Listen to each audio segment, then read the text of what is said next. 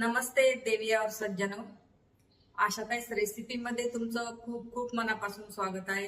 तर चला मग आजची नवीन रेसिपी सुरू करूया आणि चॅनलवर नवीन असाल तर लाईक शेअर सबस्क्राइब जरूर करा। आपण बनवणार आहोत कवटाची चटणी आणि हे कवट असं असतं हे सर्वांना माहितीच असेल।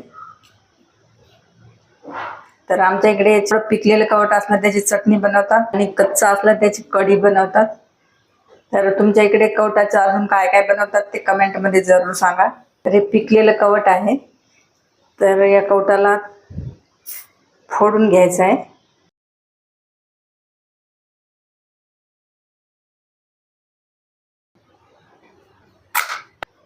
चम्मचने बाहेर काढून घेऊया।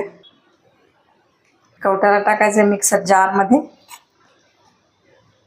याच्यामध्ये टाकायच्या 2 हिरव्या मिरच्या, लसण, अर्धा चम्मच जिरे, हिरवी कोथिंबीर। कवट आंबट असते तर थोडासा गूळ टाकूया, चवीप्रमाणे मीठ। हे सर्व जिन्नस ग्राइंड करून घ्यायचे आहेत। तर अशा प्रकारे या चटणीला ग्राइंड केलेला आहे। एका कढईमध्ये टाकायचा 1 चम्मच तेल। तेलामध्ये अर्धा चम्मच टाकायची काश्मीरी लाल मिरची पावडर, अर्धा चम्मच धने जिरा पावडर। चटणीमध्ये मसाला आवडत नसेल तर स्किप करू शकता।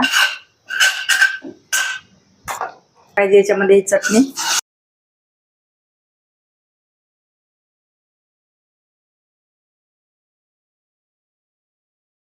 चटणीला 2-3 मिनिट परतून घ्यायचं आहे।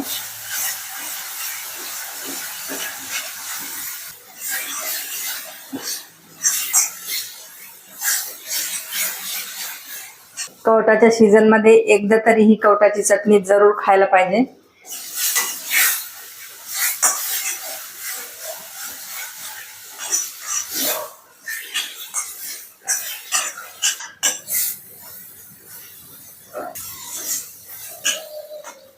आता 2-3 मिनिट परतल्याच्या नंतर चटणी तयार आहे सर्व करण्यासाठी।